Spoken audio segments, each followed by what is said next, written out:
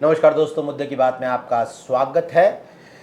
UP में लगातार अपने पीडीए की धार तेज कर रहे अखिलेश यादव ने पश्चिमी उत्तर प्रदेश को लेकर नई रणनीति बनाई है। दरअसल पश्चिमी उत्तर प्रदेश अखिलेश यादव के लिए थोड़ी मुश्किल पिच रही है, खास तौर पर अब जबकि 2022 में उनके साथी रहे राष्ट्रीय लोकदल यानी जयंत चौधरी एनडीए में बीजेपी से हाथ मिला चुके हैं। जाट वोटों की प्रमुखता माने जाने वाले इस इलाके में अब रालोद और बीजेपी के गठबंधन के चलते अखिलेश यादव को ये लगता है कि ये वोट इस बार उन्हें शायद नहीं मिलेगा, उनकी पार्टी से खिसकेगा। इसलिए उन्होंने एक वैकल्पिक रणनीति बनाई है, वो है पश्चिमी उत्तर प्रदेश की एक और प्रभावशाली जाति यानी गुज्जरों को साधने की।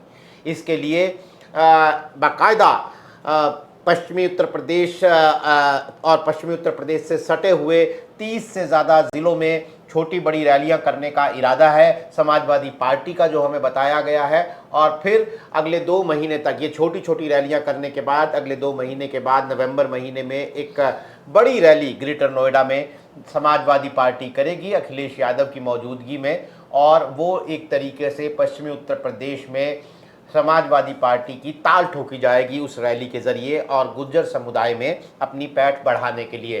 राजकुमार भाटी जो कि राष्ट्रीय प्रवक्ता हैं समाजवादी पार्टी के, वो इसकी कमान संभाल रहे हैं। लेकिन सवाल ये है कि क्या इसका कोई फ़ायदा अखिलेश यादव को होने वाला है जयंत चौधरी की एब्सेंस में, चंद्रशेखर आज़ाद की गैर मौजूदगी में, यानी उनके साथ गठबंधन में तो है नहीं ये सब लोग।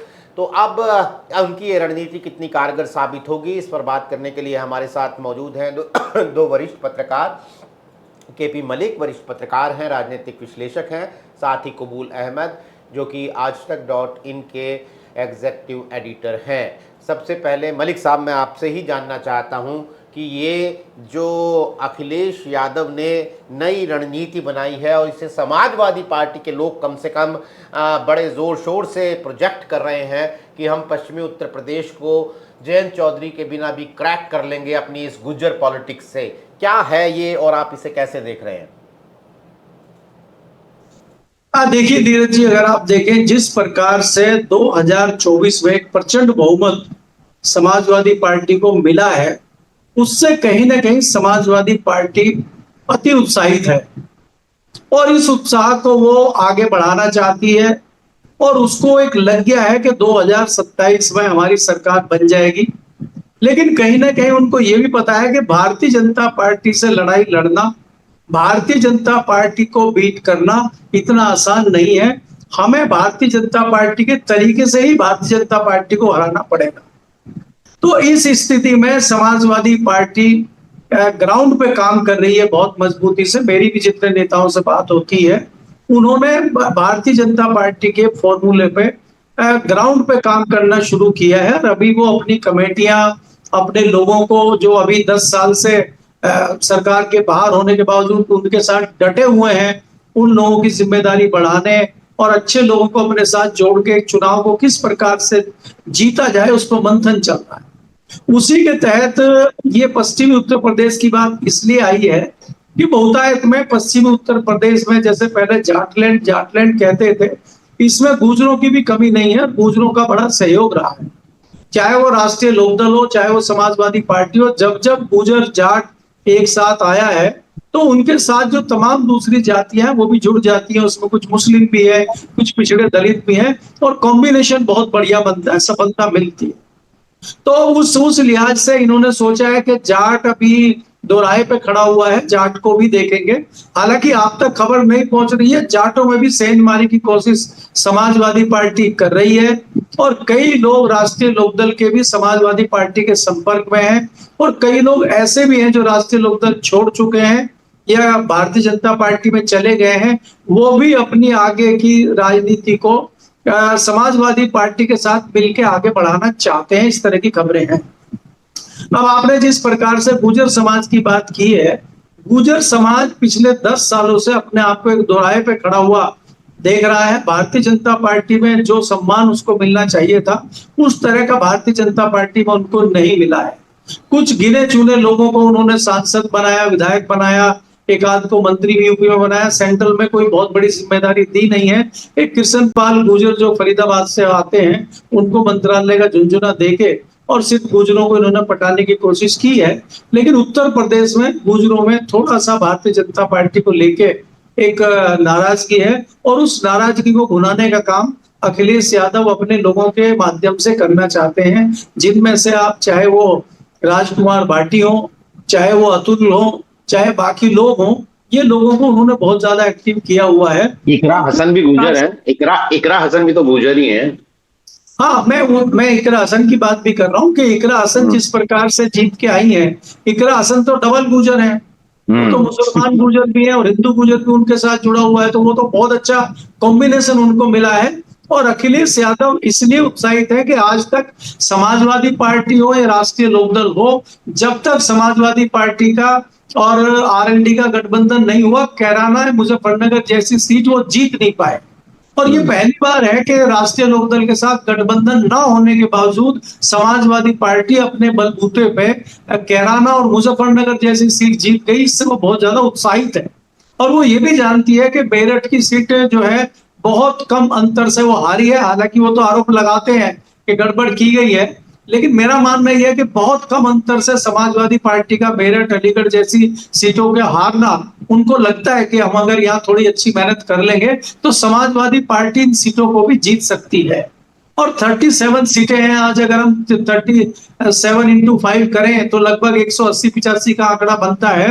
तो उनको लगता है कि अगर हम थोड़ी अच्छी मेहनत करते हैं तो हम बहुमत के पास पहुंच सकते हैं।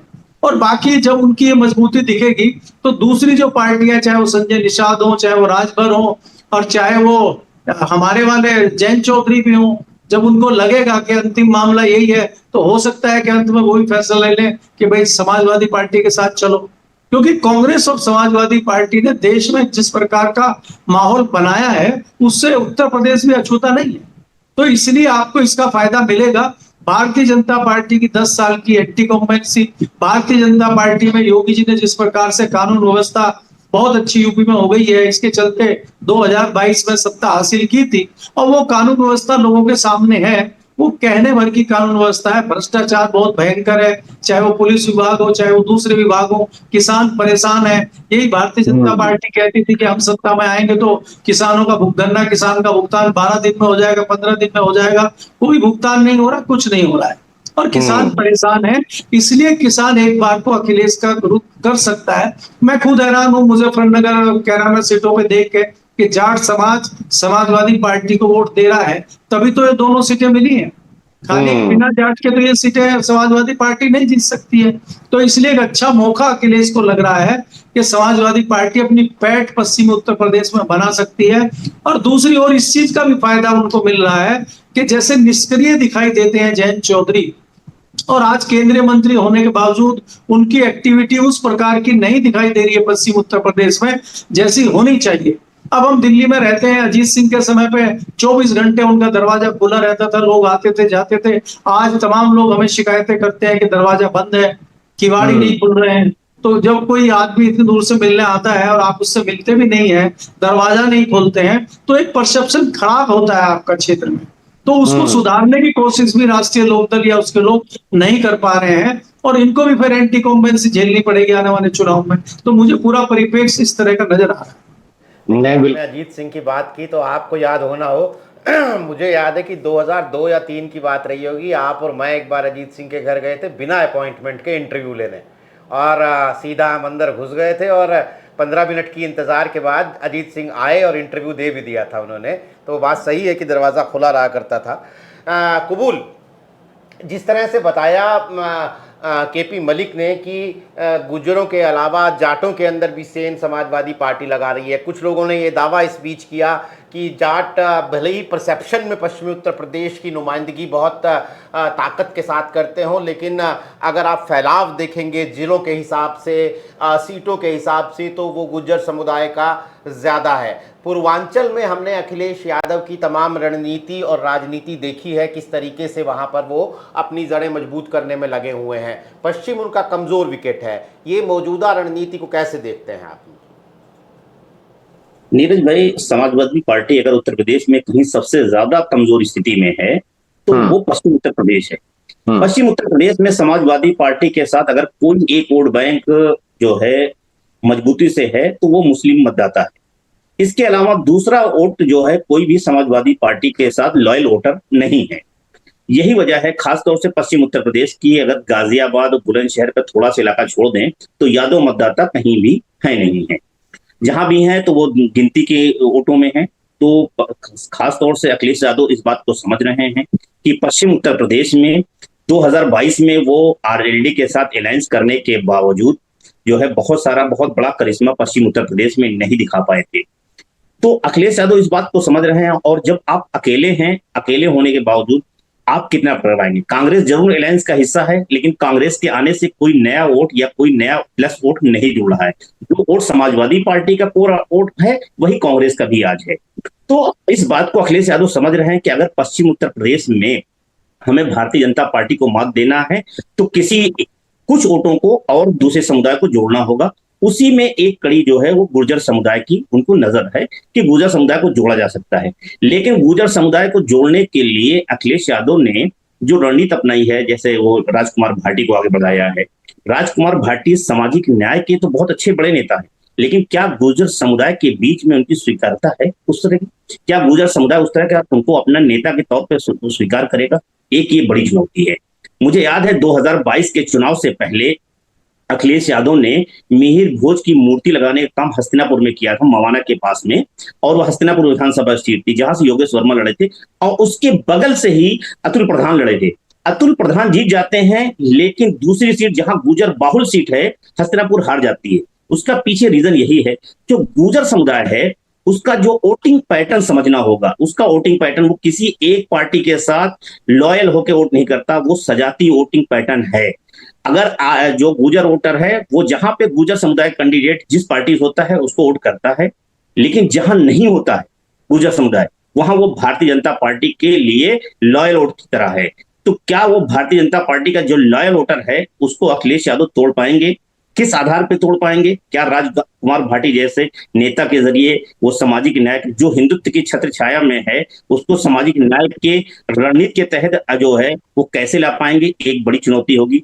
दूसरी बात जरूर है कि आज की तारीख में आज भी मैं ये कह सकता हूं कि जब 2022 के चुनाव में जहां पे समाजवादी पार्टी या गुर्जर कैंडिडेट होगा वहां तो गुर्जर वोट दे देगा, लेकिन जहां गुर्जर नहीं होगा वहां क्या वो वोट देगा? ये एक बड़ी अखिलेश यादव की चुनौती है।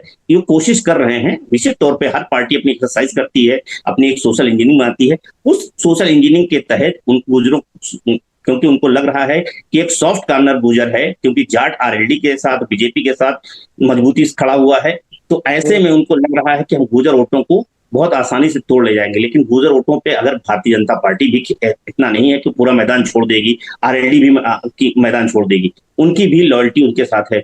तो अब मामला यहाँ पे आके जो है फंसेगा, और ये मामला जो है अगर उस तरह दिखाएंगे तब जो है अखिलेश यादव के लिए गुजर है। क्योंकि पश्चिम उत्तर प्रदेश में जो मुस्लिम वोटर है उस पर भी कई पार्टियों की नजर है। भले ही वो कांग्रेस सपा के अलायंस की वजह से आज एक तरह दिखा, चंद्रशेखर का भी उसी वोटों पे वो है, बसपा का भी नजरिया उसी वोटों पे है, ओवैसी का भी नजरिया उसी वोटों पे है। तो सबसे बड़ी बात यह है कि जो उनका अपना कोर वोट बैंक मुस्लिम है पश्चिम उत्तर प्रदेश में, उसमें तमाम जो है पार्टियों की नजर है, उसमें छिटकने का डर है, और उसकी भरपाई के लिए अखिलेश यादव कोशिश कर रहे हैं। और अखिलेश यादव उनके लिए गुर्जर वोटों के साथ एक केमिस्ट्री बनाए ताकि पश्चिम उत्तर प्रदेश में वो आत्मनिर्भर बन सके। इस आत्मनिर्भर बनने की कवायद है और उसमें वो गुर्जर के साथ कर रहे हैं। लेकिन इसके साथ गुर्जर और मुस्लिम के साथ तीसरा वोट कौन होगा? क्या वो जाट होगा? मुझे लगता है जाट, क्योंकि पश्चिम उत्तर प्रदेश में बहुत सारे समुदाय हैं, जाट है, कश्यप है, ठाकुर वोटर बहुत बड़ी संख्या में है, त्यागी हैं, दलित वोटर बहुत अहम है। तो क्या उनको लेके भी इस तरह कोई एक्सरसाइज समाजवादी पार्टी करेगी? अगर इस तरह की एक्सरसाइज करती है, और जिस तरह की अभी केपी मलिक जी कह रहे थे कि वो जो भारतीय जनता पार्टी के स्टाइल की राजनीति कर रही है, मुझे भारतीय जनता पार्टी के स्टाइल की तरह समाजवादी पार्टी की राजनीति नहीं लगती। भारतीय जनता पार्टी 24 घंटे की पॉलिटिक्स करती है, तमाम उसके नेता, उसके जो प्रभारी हैं वो लगातार अपने वो क्षेत्रों में जाते हैं, उनको टास्क दिया जाता है, उसको लेके वो सोशल मीडिया में शेयर करते हैं। लेकिन समाजवादी पार्टी में तमाम नेता हैं, सब डंप किए हुए हैं। ये राजकुमार भाटी के जरिए जो जरूर है पश्चिम उत्तर प्रदेश में भी दिख रहा है, लेकिन इनके पास जो और ओबीसी समुदाय के नेता हैं या मुस्लिम समुदाय के नेता हैं या जाट समुदाय के नेता हैं, क्या उनको अपने क्षेत्र से बाहर अखिलेश यादव निकाल पा रहे हैं? नहीं। अखिलेश यादव ने अपनी राजनीति को, समाजवादी पार्टी की राजनीति को केंद्रीकरण कर रखा है अपने तक। मुलायम सिंह यादव की राजनीति जो होती थी वो केंद्रीकरण होती थी, वो अलग अलग समुदाय के नेता स्थापित कर रखे थे। लेकिन अखिलेश यादव किसी और समुदाय में किसी और नेता को उभरने नहीं देना चाह रहे हैं। अगर उभरने, जब तक उसके समुदाय का नेतृत्व नहीं होगा तब तक उसका वोट नहीं आएगा। तो ये क्षेत्रों में सीमित कर रहे हैं अखिलेश यादव, और जब तक क्षेत्र में सीमित रहेंगे, मुझे लगता है उस क्षेत्र में तो फायदा हो सकता है लेकिन दूसरे क्षेत्र में नहीं होगा। तो समाजवादी पार्टी जरूर एक्सरसाइज कर रही है, लेकिन वो इसलिए कर रही है क्योंकि पश्चिम उत्तर प्रदेश की सियासी मिजाज को समझ रही है समाजवादी पार्टी, इस बात को जान रही है कि सिर्फ मुसलमान वोटों के सहारे हम पश्चिम उत्तर प्रदेश की जंग नहीं जीत पाएंगे। नहीं, सही बात है। काफ़ी महत्वपूर्ण टिप्पणी रही कबूल भाई आपकी, और कई महत्वपूर्ण इशारे आपने किए। केपी मलिक सर, मेरा सवाल आपसे यही है, जो कबूल भाई भी कह रहे हैं, जिसमें एक झलक है, मेरे उनकी बातों से मेरा सवाल निकल रहा है। देखिए, कोई भी वोटर, कोई भी जाति समूह किसी का वोटर क्यों बनती है, इसके पीछे एक पूरा पर्याप्त डिजाइन होता है। जैसे जाट आज बीजेपी की तरफ इंक्लाइन है, झुका हुआ है, तो जाट 2013 के बाद से ऐसा हुआ, 2013 के मुजफ्फरनगर दंगों के बाद, कि कंसोलिडेट किया बीजेपी की तरफ इतने बड़े पैमाने पर। मेरा सवाल आपसे यह है कि चूंकि आपके पास एक लंबा अनुभव है, समाजवादी पार्टी ऐसी कौन सी नई राजनीति कर रही है गुर्जरों को लेकर? उसके पास ऐसी क्या ऑफरिंग है मिहिर बोझ की प्रतिमा लगाने के अलावा, कि गुर्जर जो अभी सत्ता पक्ष के साथ जुड़कर जो फायदे उठा सकता है, वो छोड़कर वो अखिलेश यादव के डिजाइन पर आ जाए, चाहे वो राजकुमार भाटी उस डिजाइन को लीड कर रहे हो, चाहे अतुल प्रधान लीड कर रहे हो, वो मैटर नहीं करता, चेहरा तो अखिलेश यादव है। तो अखिलेश यादव के नेतृत्व में समाजवादी पार्टी ऐसी कौन सी गुर्जर सियासत कर रही है? गुर्जरों को ऐसे कौन से वादे किए जा रहे हैं? अगर मतलब इस दिशा में कुछ हमारे दर्शकों को आप बता सकें। देखिए अमित जी, पहले तो अभी जैसे कहा भाई साहब ने कि भाई भारतीय जनता पार्टी की तरह समाजवादी नहीं कर रही है, पहले तो हमें ये समझना होगा कि 10 साल की भाजपा की जो एंटी कॉम्बेंसी है, उसमें चाहे आरएसएस के लोग हों, जिला लेवल के, कस्बा लेवल के, तहसील लेवल के, ब्लॉक लेवल के, चाहे आरएसएस के हों, बीजेपी के हों, तमाम संगठनों के लोग हों, वो हताश और निराश है। वो उस लेवल पे काम नहीं कर रहे हैं जो पहले करते थे। दूसरी चीज ये है कि समाजवादी पार्टी ने अपने लोगों को काम पे लगाया है कि भैया नीचे मजबूत करिए। जब तक हम नीचे मजबूत नहीं होंगे, भारतीय जनता पार्टी का जो पैटर्न है असली वाला कि इनके वोट कटवाइए, अपने बनवाइए, तो एक तो अपने वोट दुरुस्त करिए, वोटर लिस्ट दुरुस्त होनी चाहिए। भारतीय जनता पार्टी उसी में तो जीत रही थी। वो लोगों को उलझा देती थी कि भाई वोटिंग मशीन में प्रॉब्लम है, फलाना है, वो उधर लड़ाई लड़ रहे हैं और इधर पीछे खेला हो जाता था। प्रॉब्लम ये होती थी बाकी पार्टियों में कि वहां कैंडिडेट ही तय नहीं होते। अब अखिलेश यादव हो चाहे दूसरी पार्टी हो, जब तक कैंडिडेट उम्मीदवार का नाम तय होता है तो जो ग्राउंड पे मेहनत कर रहा होता है वो छोड़ देता है, फिर मुझे तो टिकट मिला ही नहीं, मैं क्यों मेहनत करूं। ये चीज भारतीय जनता पार्टी में नहीं थी। भारतीय जनता पार्टी का पक्का कार्यकर्ता था, आरएसएस का कार्यकर्ता था, उसको कोई मतलब नहीं है किसको टिकट मिल रही है नहीं मिल रही है। हमें तो भाजपा के लिए तैयारी करनी है और जो भी कमल के निशान पर उम्मीदवार होगा उसको जिताना है। तो आज समाजवादी पार्टी में भी 10 साल से जो लोग विपक्ष में रहते हुए लाठी खा रहे हैं या विरोध कर रहे हैं भारतीय जनता पार्टी की सरकार का, वो समाजवादी पार्टी के साथ खड़े हैं। अब दूसरा सवाल ये आता है कि गुर्जर क्यों जाए समाजवादी पार्टी में, या जाट क्यों जाए समाजवादी पार्टी में। अरे भाई, हरिजन क्यों जाए, बाकी लोग दलित पिछड़े क्यों जाए समाजवादी पार्टी में? गए तो है अभी 2024 में, ज्यादा पुराने वाली बात नहीं हुई है। आज आपको हालात को भी देखना होगा। ऐसा नहीं है कि अखिलेश यादव ने कह दिया कि गुर्जरों को बढ़ाओ और पूरे वेस्टर्न यूपी में गुर्जरों को टिकट बांट देंगे। जाति के हिसाब से जहां जो कॉम्बिनेशन बन रहा है उसको बनाया जाए। हमारे पास मजबूत कैंडिडेट हर कॉन्स्टिट्यूएंसी में होने चाहिए। जातीय समीकरण तो बनते बिगड़ते रहते हैं। अगर आरएनडी के कैंडिडेट जीते हैं, 9 विधायक जीते हैं समाजवादी पार्टी के साथ जाने से, राष्ट्रीय लोकदल के, उसमें जाट भी हैं, गुर्जर भी हैं, दूसरे लोग भी हैं। अगर चंदन चौहान राष्ट्रीय लोकदल के साथ मिलकर जीते हैं, वो एमपी का भी जीते हैं और विधायक का भी जीते हैं, तो वो भी तो गुर्जर है, उनको भी तो जाटों ने वोट दिया है। दूसरी बात ये है कि समाजवादी पार्टी की इकरा हसन और हरेंद्र मलिक को भी तो जाटों ने वोट दिया है 2013 के दंगे में। इसमें कोई दो राय नहीं है कि जाटों में भयंकर नाराजगी हो गई थी समाजवादी पार्टी को लेके, लेकिन वो धीरे धीरे धूमिल हो गई है, धीरे धीरे लोग उसको भूल गए। जो भारतीय जनता पार्टी ने आपको जुमले सुनाए थे, वो एक भी जुमला जो है जाटों के लिए, किसानों के लिए, किसी भी बिरादरी के लिए फिट नहीं बैठ रहा है, इसलिए उनका मोह भंग हो रहा है। और मोह भंग हो रहा है तो उसी को वोट देंगे ना जिसकी संभावना है जीतने की, और वो मायावती को तो वोट देंगे नहीं। भैया तो मायावती की ये संभावना दिखती हो कि मायावती ही बीजेपी को टक्कर दे सकती है, तो लोग मायावती के पीछे आ जाएंगे। मायावती के साथ तो उन्हीं का वोटर नहीं जा रहा 24 में आपने देखा। तो इसलिए कई लोगों का रुझान इसलिए समाजवादी पार्टी की तरफ है क्योंकि समाजवादी पार्टी की सरकार बनती लोगों को दिख रही है और तमाम जातियां जा रही। अब तो छोटे नेता हो, बड़े नेता हो, और चाहे वोटर भी हो, वो भी ये देखता है कि सरकार किसकी बन रही है, उसी को वोट दी जाए। तो इसलिए मुझे लगता है कि अखिलेश यादव को एक बड़ा मौका मिल रहा है, ये सोचते हुए उनकी तरफ जाट भी अग्रसर होगा और गुर्जर भी अग्रसर होगा। और जैसे तीसरी बात ये रही कि भाई नेता जो है राजकुमार भाटी इतने बड़े नेता नहीं है, दूसरे जो हमारे हस्तिनापुर वाले हैं जिन्होंने अभी ठाकुर साहब को हराया है, अतुल प्रधान जी, वो इतने बड़े नेता नहीं है। बड़े नेता तो है ना अखिलेश यादव, ये तो छोटे नेता है। गुजरों की दिक्कत क्या है इनको, तो ऐसे ही नेता बनते हैं। क्या राष्ट्रीय लोकदल के या भारतीय जनता पार्टी के बड़े नेता हैं क्या उत्तर प्रदेश में? बताइए आप मुझे, उत्तर प्रदेश में भारतीय जनता पार्टी का सबसे बड़ा नेता कौन है जो अपने बलबूते पे 10 सीटें जिता देगा आसपास की? तो किसी पार्टी में कोई उस तरह के नेता नहीं होते, वो अपने क्षेत्र में ही जीत ले बहुत है। आज हरिंदर मलिक मुजफ्फरनगर से सांसद हैं, उनका बेटा विधायक है, तो बेटा विधायक है, खुद सांसद है, तो कुछ तो असर होगा उनका। और वो जाट है तो जाट भी उनको वोट दे रहे होंगे। तो इसी प्रकार से आसपास प्रभावित करते हैं। अब हरिंदर मलिक 5 विधानसभाओं पर प्रभाव डाल सकते हैं, जाटों का वोट वो ट्रांसफर करवा सकते हैं। इसी तरह से इकरा हसन है, इकरा हसन गुर्जर समाज से आती है, मुस्लिमों में उनकी अच्छी पैठ है, जो हिंदू गुर्जर भी है वो भी उनके साथ है काफी बड़ी तादाद में, तो वो भी प्रभावित कर सकती हैं। तो इसीलिए अलग अलग कॉन्स्टिट्यूएंसी पे अलग अलग सिचुएशन है, अलग अलग समीकरण है। तो ये कह देना कि वेस्टर्न यूपी में जड़े जमना मुश्किल है, इसमें भी कोई दो राय नहीं है। समाजवादी पार्टी अपने आप को बहुत कमजोर महसूस करती है वेस्टर्न यूपी में। वेस्टर्न यूपी में उसकी जड़ें उस प्रकार से नहीं जमती है क्योंकि यहाँ ठाकुर भी है, जाट भी है, गुर्जर भी है। जाट लगभग एक साथ जाता था, अब जाट 13 के बाद एक साथ नहीं जाता किसी पार्टी में। क्या भारतीय जनता पार्टी में सारे जाट चले गए हैं क्या? पिछली बार नहीं। अगर भारतीय जनता पार्टी में सारे जाट जाते तो समाजवादी पार्टी और कांग्रेस जीतती नहीं। तो इसलिए मेरा कहना है कि समीकरण बदल रहे हैं और लोगों को ऐसा लग रहा है कि भारतीय जनता पार्टी की 10 साल की एंटी कॉम्पेंसी और अखिलेश यादव का सरकार में आते हुए दिखना, इसलिए उनकी तरफ लोगों का मुंह बढ़ रहा है। जो मूड ऑफ द नेशन सर्वे था नीरज जी, कबूल भाई मैं आपके पास आता हूं सवाल लेने।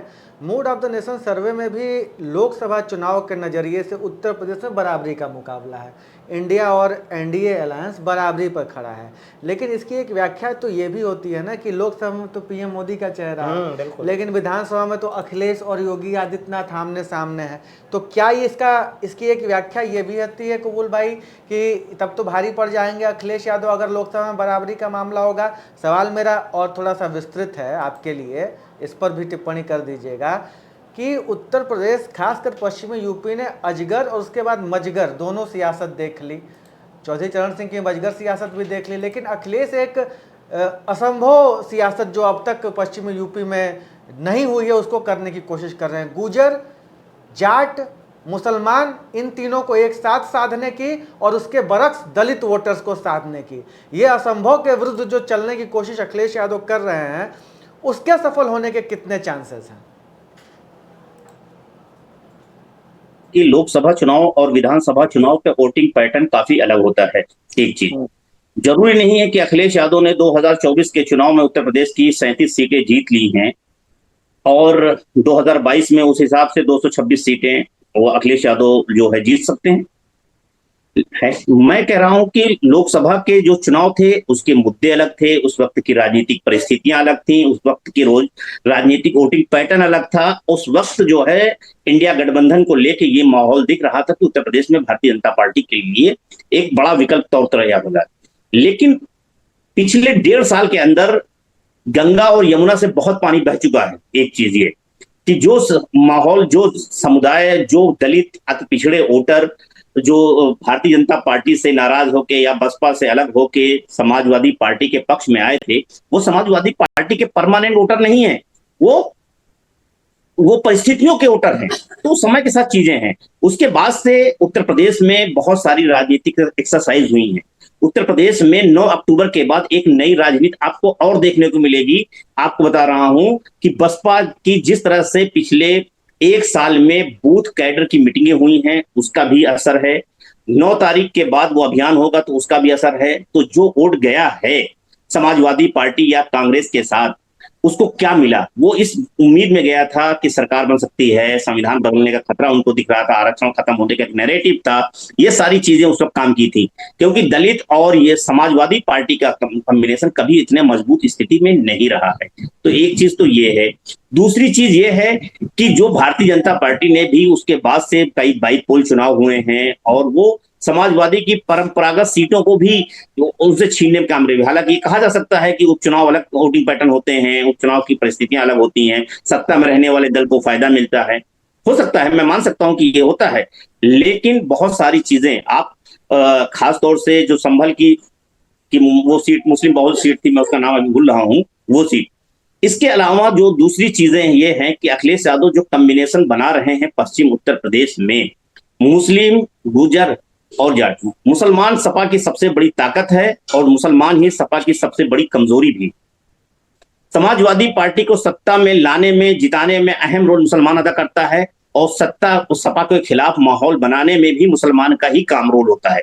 तो पश्चिम उत्तर प्रदेश में हर सीट पे 35%, 40% जो मुस्लिम है, वो समाजवादी पार्टी के साथ खड़ा जब नजर आता है तो भारतीय जनता पार्टी को उसके खिलाफ एक नैरेटिव बनाने में, एक माहौल बनाने में एक उसको मौका मिल जाता है। और वो मौका जो है धार्मिक ध्रुवीकरण जिसको कहते हैं, उसका भी फायदा होता है। यही वजह है कि पश्चिम उत्तर प्रदेश में आरएलडी के साथ अलायंस करने के बाद भी पूरे ये वाली बेल्ट में खासतौर से, जबकि उस वक्त अभी केपी मलिक जी कह रहे थे, किसान आंदोलन की बात कर रहे थे, किसान बहुत नाराज हैं। मैं तो कह रहा हूं 2022 में तो एकदम किसानों का आंदोलन ही अलग अलग एकदम सर पे खड़ा था। उस वक्त एकदम उसी की तपिश में ही उत्तर प्रदेश के चुनाव हुए थे। उसके बावजूद मुजफ्फरनगर, बागपत और ये मुजफ्फरनगर ये वाली बेल्ट में सहारनपुर, मुजफ्फरनगर, बिजनौर और मुरादाबाद जो मुस्लिम बाहुल सीटें हैं, इस पे तो बहुत अच्छा प्रदर्शन करती है। लेकिन दूसरी तरफ हम जब बातें हैं गाजियाबाद, नोएडा, बुलंदशहर, अलीगढ़, हाथरस, आगरा, तो ये सारी सीटों में तो सफाया हो जाता है। यहाँ तो समाजवादी पार्टी आरएलडी कुछ नहीं कर पाती, यहाँ तो एक तरफा भारतीय जनता पार्टी जीतती है। तो समझना होगा, जाटों का पैटर्न अलग है, किसान आंदोलन के असर अलग हैं, इस वक्त सीटों के समीकरण अलग हैं और इलाके अलग है। अब आरएलडी भी उनके साथ नहीं है। तो मुझे लगता है कि समाजवादी पार्टी इस अपनी कमजोरियों को समझ रही है। निश्चित तौर पे वो कोशिश कर रही है कि मुस्लिम जाट को हम धार्मिक ध्रुवीकरण के बजाय हम कास्ट के पैटर्न में रखें, जो अखिलेश यादव पीडीए के अपने एजेंडे को धार दे रहे हैं। लेकिन वो एजेंडे को धार दे रहे हैं, लेकिन उसके लीडरशिप को, नेतृत्व को, उसको किस तरह के और क्या चीजें एसेट दे रहे हैं कि 2024 में समाजवादी पार्टी के साथ जिस उम्मीद के साथ मुस्लिम ने 90% वोट किया है क्या, और तमाम दलितों ने वोट किया, पिछड़ों ने, पिछड़ी जातियों ने किया, तो क्या वो वोट दोबारा से अखिलेश यादव के साथ उसी तरह करेगा? ये मुझे लगता है, अभी मुझे संदेह है और शंका भी है कि जो 2024 में वोटिंग पैटर्न दिखा है वो 2027 में जरूरी नहीं एक वोटिंग पैटर्न कर जाए। तो यहाँ पे अखिलेश यादव को समझना होगा कि हमें, अगर हम वही एक, क्योंकि मैं बार बार कहता हूं एक चेक एक बार बुनती है, उस चेक को दोबारा नहीं बनाया जा सकता। समाजवादी पार्टी ने आरक्षण, संविधान, पीडीए की चेक भुना चुकी है। अब उस चेक को दोबारा जो है बैंक ले जाओगे तो वो वहां जो है रिजेक्ट करके वो हो जाएगी। तो मुझे लगता है उनको नए नैरेटिव गढ़ने की कोशिश करनी होगी और नए एजेंडे के साथ उतरना होगा। तो मुझे लगता है, जैसे कि एक बात आपने और कहा कि ये चुनाव जो है योगी बनाम अखिलेश होगा। योगी बनाम अखिलेश होगा तो जो खास तौर से लोकसभा चुनाव में जो ठाकुरों का विरोध पश्चिम उत्तर प्रदेश मुजफ्फरनगर से शुरू हुआ था, वो विरोध नहीं दिखेगा भाजपा के खिलाफ, वो भाजपा के पक्ष में रहेगा। ये भी एक बहुत अहम रोल होगा। दूसरी तरफ ये है, जब अगर एक तरह से देखिए तो बहुत सारी, ऐसा नहीं कि पश्चिम उत्तर प्रदेश की राजनीति केवल गुर्जर, मुसलमान, जाट और इनके, इसके अलावा जो बहुत सारी जातियां हैं, हमने कहा ना कश्यप एक बहुत अहम रोल अदा करती है, जो भारतीय जनता पार्टी का कोर वोट बैंक बनी चुकी, पाल, त्यागी, इस तरह के जो वोटर हैं, वाल्मीकि, ये जो वोटर हैं दलितों में, ये बहुत अहम रोल अदा करने वाले हैं। सवर्ण जातियां, वैश्य समुदाय है, तो ये एक बड़ा टर्म कार्ड होंगे। और खासतौर से जब आरएलडी भी बीजेपी अलायंस का हिस्सा अगर बनी रहती है, तो पूरी जाटों का वोट बैंक पे एक बड़ा मजबूत भारतीय जनता पार्टी का एसेट्स होगा।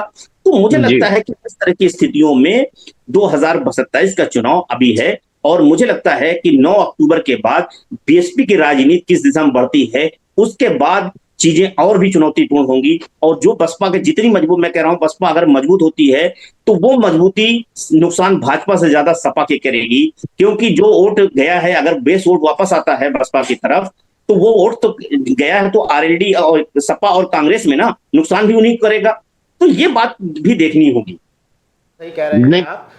9 अक्टूबर की बात जो आपने कही, मायावती की रैली की सबकी नज़रें हैं वहाँ पर।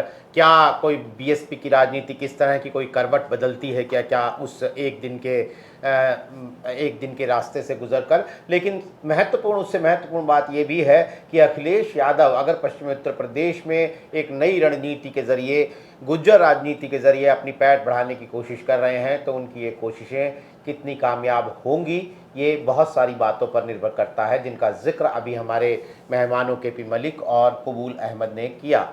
आप आज इस कार्यक्रम में हमारे साथ जुड़े, आपका बहुत बहुत शुक्रिया। तमाम दर्शकों का भी आभार। नमस्कार।